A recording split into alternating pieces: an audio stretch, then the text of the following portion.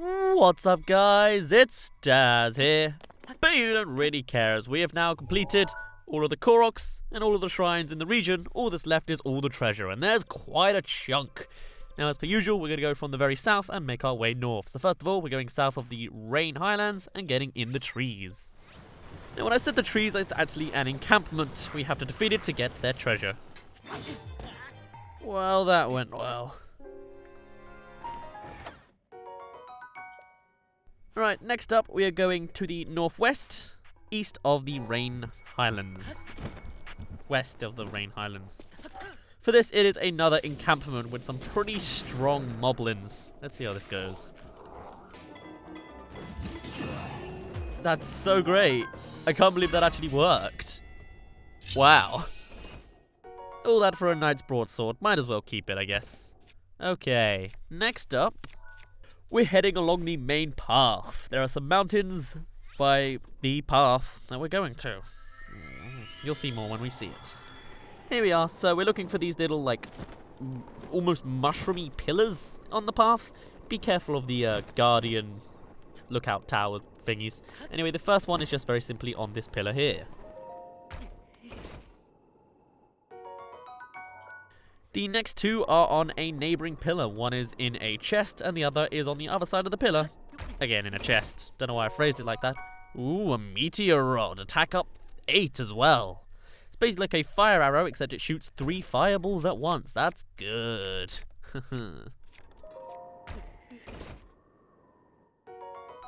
The other's a silver rupee. I'll take it. Right, next up, we are going north of more on the western side of the Piper Ridge. Now this is another enemy encampment, but just like we did at Gerudo Desert, I believe the ones designed like this I can just sneak along for. Right, next up we're going just southwest of the main Tabantha Tower. This guy is simply up on a little outpost. I don't even know if it's being defended. Bomb arrows, I'll take it. Next treasure is on the eastern edge of the region in a clump of trees, which is again another enemy encampment which we must defeat to get the chest.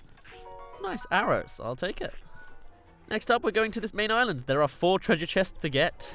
I gotta tell you, when I was getting the Korok on this island, it would absolutely kill me that I couldn't open any of these treasure chests because I decided to record these in separate entities. It wasn't a smart idea. Anyway, the first one can be found on the southern eastern side of the entire island. Bomb arrows. Again. Okay. Next up, just on the southwestern side, 100 rupees. And then just a little further further north, feathered spear. Just next to the camp that has nothing to it. In an alcove on the northwestern end is where the Korok is, and then our last treasure. Next treasure we want is northwest of the island in this little alcove of water here. And it's just sunk underground. Shock arrows, how fitting. Next up, we're going to the northern part of the land, of the water even, right here. My marker is a little bit off, but we get a giant boomerang. Next, just east of the path down south from the Rito village, there is a treasure chest that can be gotten by defeating another enemy camp. I'm going to fly in from the tree to get the advantage of height. Slash is the only way I can actually access the place. Oh dear. Okay, strongest type of goblin fight, let's go!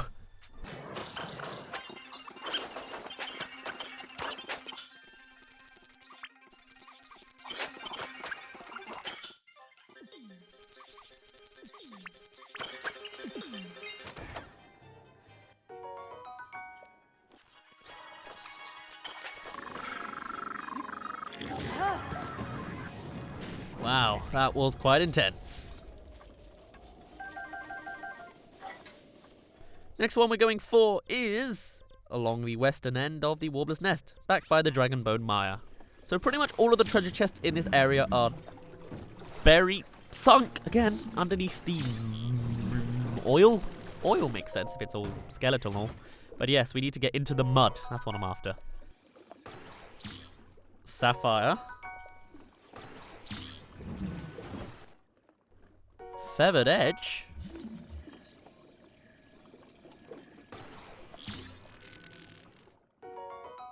And a diamond. Nice. That's actually really worth it.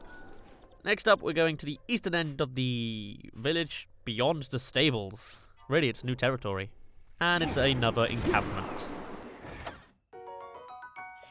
Right, next we're going to go to the main part of the village. Now, if you've done the main quest line, then you don't need to worry about the treasure here. This is right next to the Elder after you've done the main quest line here. Anyway, now that you got that, we need to go east to the cliff over to the east of the village. At the top of the pole is a Falcon Bow. Next we're going far west of the village into another skull cave. How fun, northwest of the Dragon Bone Mire.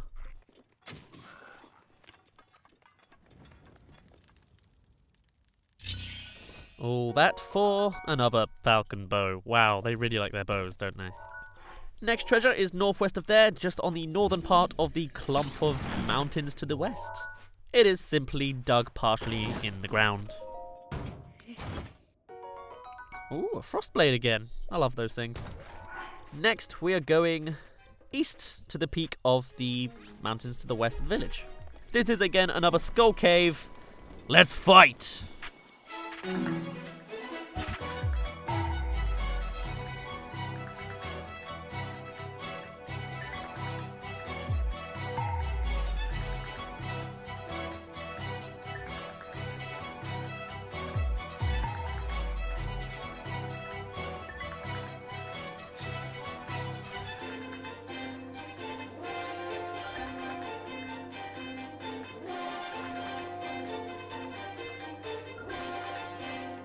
So that took way longer than I like to admit. And it was just some ice arrows. Oh dear. Next treasure we want is northeast of the village, again within a clump of trees, although once again, it's an enemy encampment. Shock arrows, again. Oh dear.